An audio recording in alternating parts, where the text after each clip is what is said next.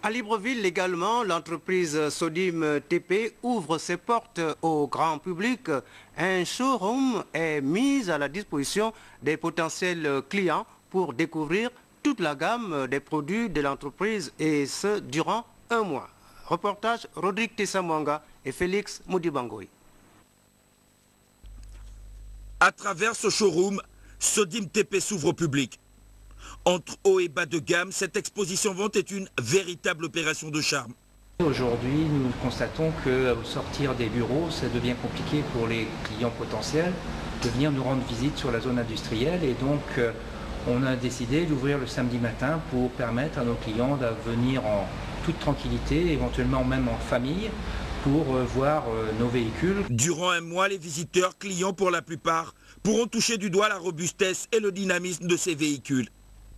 Sangyong, Rexton, Duster et Dacia pour les amoureux des berlines. Le message que nous lançons à nos clients et à nos prospects, c'est de venir découvrir la gamme Renault avec notre petit 4x4 SUV, le Duster, mais également notre produit Corando, le C200 qui actuellement est en promotion. L'élégance, l'ergonomie travaillée sur la planche de bord, le directeur général ne cache pas ses attentes. L'objectif, c'est d'attirer des clients et indirectement de développer notre chiffre d'affaires sur ce segment de marché qui est plutôt le segment du marché des véhicules 4x4 SUV. Avec des proportions extérieures parfaites, l'équilibre est certain. Entre élégance et style, non pas sans évoquer l'habitacle, tout a été conçu pour le confort des occupants.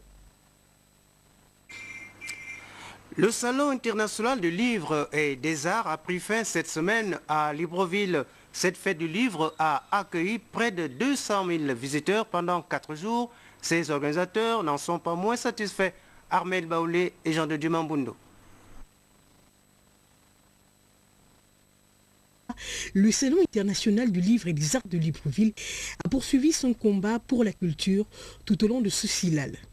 C'est un véritable plaidoyer présenté ici par les professionnels de la culture. Ils ont démontré les avancées significatives de cette deuxième édition. Une table ronde s'est tenue le mardi 19 mars 2013 sur le plateau de Gabon Télévision.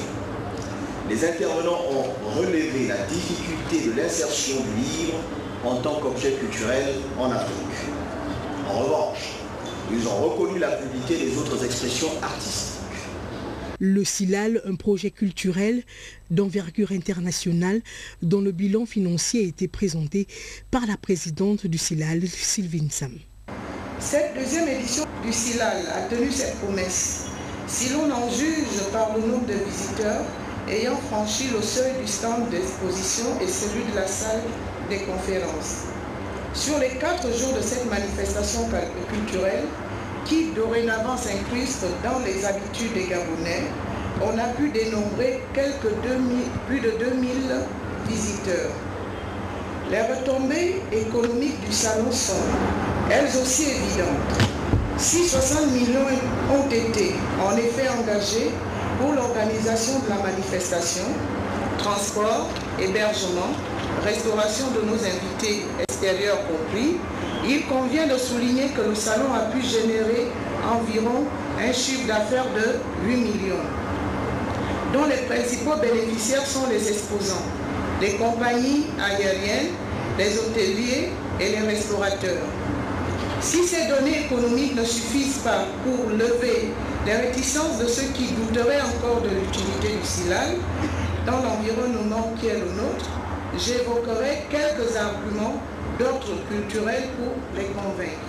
La cerise sur le gâteau au SILAL, c'est la tombola où de nombreux gagnants sont repartis avec de nombreux lots. Le sourire aux lèvres, c'est ça aussi le SILAL. Avec plus de 2000 visiteurs, ces 4 jours de foire aux livres de Libreville ont permis aux exposants artisanaux de confronter leur expérience au modèle des maisons d'édition modernes. Nous retrouvons Armel Baoulé et Jean de Dumambundo. Fleuve qui coule, en 4 jours d'exposition, les visiteurs ont parcouru les différents stands du Salon international du livre et des arts de Libreville, une plateforme culturelle qui attire du beau monde. Ma maison d'édition s'appelle Édition Aymar. Elle a été créée en 1990 avec comme devise le livre au service du développement. Parce que nous sommes persuadés, nous sommes convaincus que le livre peut contribuer au développement de l'Afrique. Voyager en regardant des romans de tout genre, c'est une réalité que l'on peut toucher, d'où l'apport des éditeurs à ce rendez-vous. À ce stand, j'ai apporté essentiellement des livres gabonais, parce que je suis une structure gabonaise. J'ai voulu privilégier la littérature gabonaise. Naturellement, j'ai aussi d'autres livres qui ne sont pas gabonais, donc des livres français, des livres d'autres pays africains. Je vais vous présenter les deux livres publiés par mon épouse, qui sont là. 50 contes éducatifs enfants. Et Mon mari, mon salaud, c'est des livres vrais. Surtout Mon mari, mon salaud, c'est des témoignages des femmes qui ont eu des problèmes dans leur vie de couple avec leur mari. Dostoïevski, Tchekhov, qui sont en même temps, pour certains, ce sont des compositeurs et la plupart des écrivains. Ce sont des grands auteurs qui ont fait l'histoire de l'art aussi. L'art au Silal dans toute sa splendeur, pour en parler, suivons les artistes pas à pas. On dit Kaba, on dit wax, mais nous avons aussi pensé à faire ça en tissu. Il faut des accessoires traditionnels et puis il faut aussi pouvoir s'adapter à la coutume de la future mariée. Et ça nous fait justement replonger dans nos traditions. Moi, ce qui m'intéresse surtout, c'est ces mammifères, ces géants en voie de disparition. Moi, à travers mes peintures, j'ai contribué de manière humble à la protection de la nature. Voilà donc pour ce qui est de ce salon du livre et des arts de Libreville. L'association Manger Frais, qui œuvre dans l'agriculture à Lambaréné, vient de faire don d'un important lot de produits agricoles au bénéfice des structures hospitalières et de la prison centrale de Lambaréné. Reportage Paul Siaki et Pierre Claverella.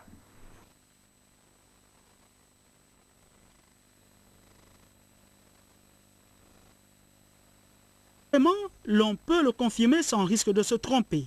Les jeunes Gabonais ont compris la nécessité de s'intéresser au travail de la terre. On en veut pour preuve ce don composé de vivres frais, fruits et légumes qui viennent d'être remis aux structures hospitalières de la ville de Lambaréné, particulièrement à l'hôpital canadien et à l'hôpital Albert Schweitzer.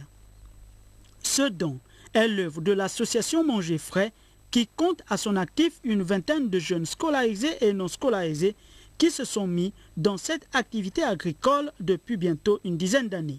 C'est vraiment encourageant de voir des jeunes comme ça s'impliquer sur les activités du sol. Vous venez là donc d'inscrire sur la longue liste de nos donateurs le nom de votre association. Vraiment, une fois de plus, je vous dis merci. La prison centrale de Lambaréné n'a pas été oubliée dans cette action à caractère humanitaire. Occasion pour le responsable de ce milieu carcéral de laisser parler son cœur. Nous pensons que cette activité peut permettre aux jeunes, surtout mineurs qui sortent, de trouver une place dans la société. Pour cette structure associative agricole, venir au chevet des malades et des jeunes détenus est une nécessité, car la plupart d'entre eux sont le plus souvent abandonnés. Nous voulons non seulement contribuer à l'amélioration de l'alimentation chez les personnes vulnérables, mais aussi de réinsérer des jeunes détenus dans les activités agricoles après leur détention. Un soutien devrait être apporté à ces jeunes qui rencontrent quelques difficultés par les pouvoirs publics. Pourquoi pas? Une note de musique pour la fin de ce journal. Joël Massala, jeune artiste chanteur gabonais, vient de mettre sur le marché un nouvel opus de 6 titres. Il a lui-même présenté au public hier au cours d'une conférence de presse. Reportage Paul Siaki et Pierre Claverella.